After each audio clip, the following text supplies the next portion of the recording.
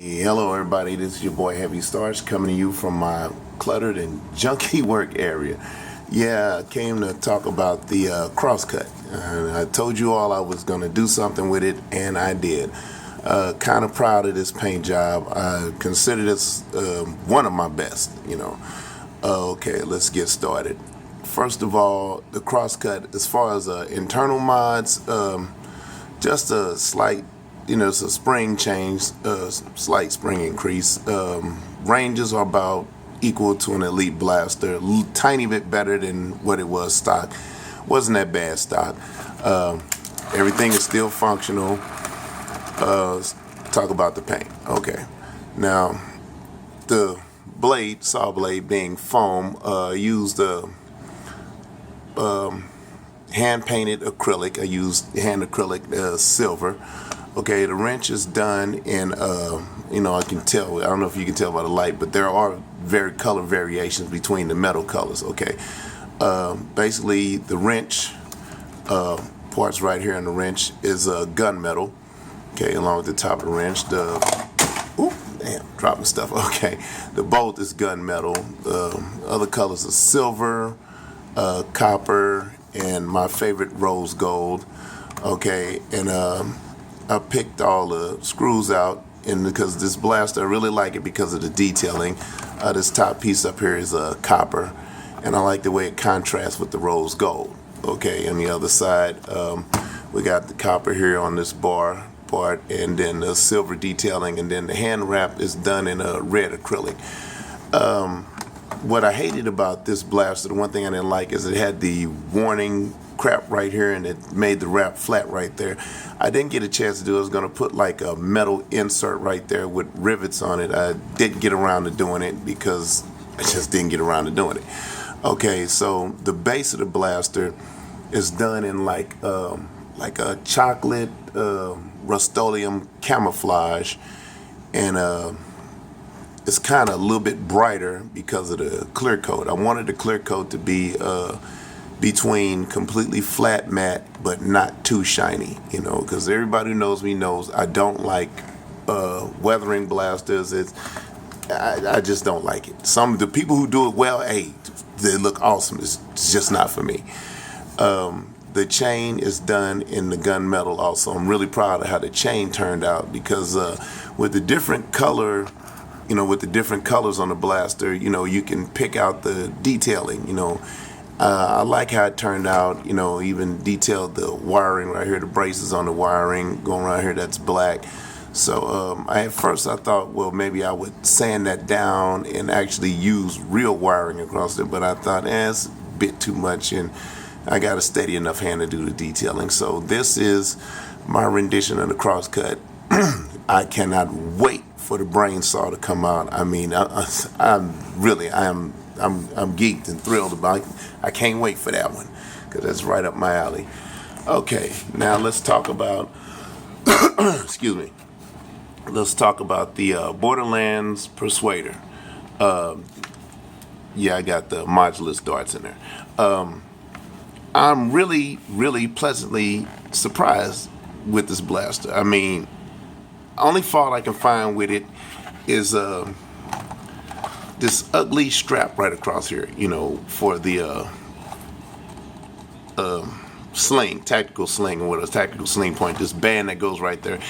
It's ugly, and I just don't like the shape. I don't like the way the angle it comes down at, that, and it messes with my ADD, and then the way the barrels come at a slant, I don't like that either.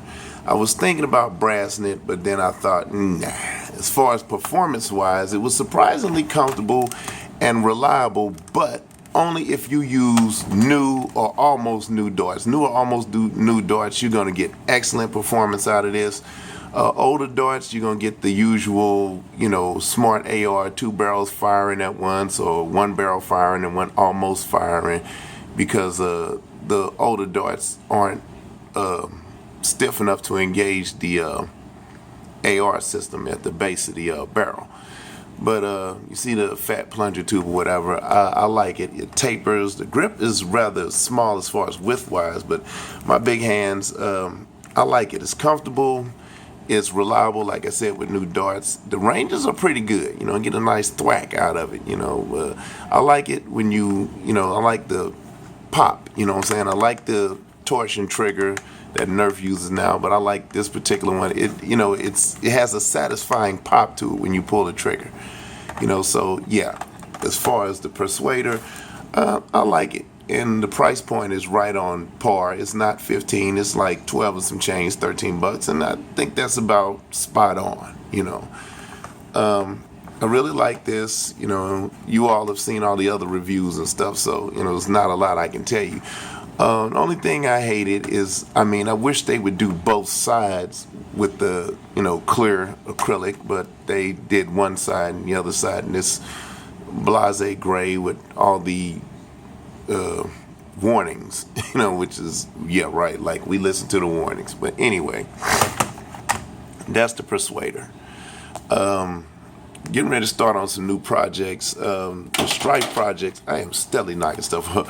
I had to go and make a purchase, which is the 11/32 brass, and probably go and study some Chris Cartier videos, the Pistol King, and study up, because I want to start working on this fugly blaster. This is the Ionfire, or as I like to call it, the Ionfire. Because if you look at that handle, it looks like a steamer handle. Yeah, my slack's ready for the club. This is a fugly blaster. It's ugly, and it's wow. It's like the what is that? Sharpfire. I don't know, the other one with the big orange plastic stock that you stuck everything into. Basically the same blaster, except for this. Now, when you prime it, yeah, if you heard that ratcheting sound, and locks into place. Now, this is listen to the power being lost. Yeah, that hissing sound. Yeah, it's air release. So, I'm gonna probably rebarrel this, do a little brass thing, and then I'm going to take. Really didn't get it more or less I got it for the front attachment actually. It was $14, and it's part of the Modulus line, and it's ugly. And like I say, I want to make like a nice, powerful, sniper type pistol with it. I can't really do much. I can't really chop that rail off without kind of killing some of the. It wouldn't help it that much aesthetically to get rid of it, and then also it would make it even fugglier than what it is. Okay, but yeah, that's the Ionfire, and I assume you all have seen it. Like I said, it's got the little hook thing, and like I said, you prime it, you hear that little annoying ratchet, and then it locks into place. Pull the trigger. The poot sound.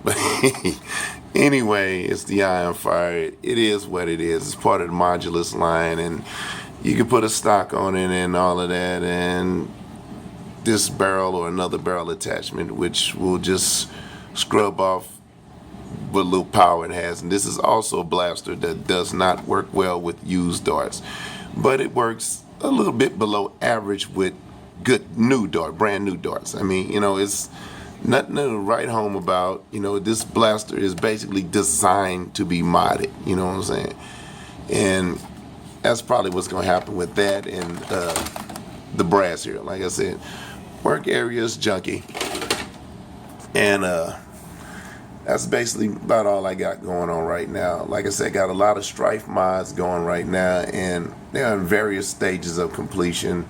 So that's why you haven't heard a lot from me. So I'm just taking it easy and waiting for the new line to come in. I just cannot wait for the brain saw and the Hyperfire. The Hyperfire is going to be off the chain. I am not a big fan of the Rapid Strike, because everybody who knows me knows I'm mostly into aesthetics, but the Hyperfire, I like that design, and I just like the futuristic design. I like the small compact shell. I wish they would do a re-release of the Raven and make it full auto or something, but whatever.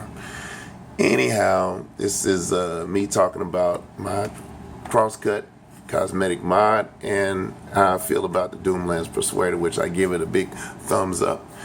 And like to send a shout out to my people on Instagram that I follow, Al the Geek, Basement Creations, Blast Away You, Nerfalicious, Oz Nerf World, my boy Psych, Triple B, Joe the Cast, the usual.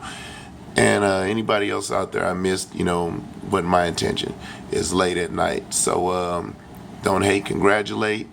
And like I said, people ask me, are you serious when you... Yeah, I'm serious. I'm a fanboy when it comes to Nerf. And what I like to say to the people out there who just start, I look at a lot of Nerf mods, and I feel like if you're brave enough to put yourself out there and post the mod and stuff, then, I give you a big thumbs up, you know what I'm saying? Because you're basically putting yourself out there to be criticized, So, like I said, this to me is an art form, and art is subjective, like I've said before in my past videos. So, like I said, don't hate, congratulate. Try to remain positive, even though sometimes I don't feel positive, and sometimes people don't interact with me in a positive way.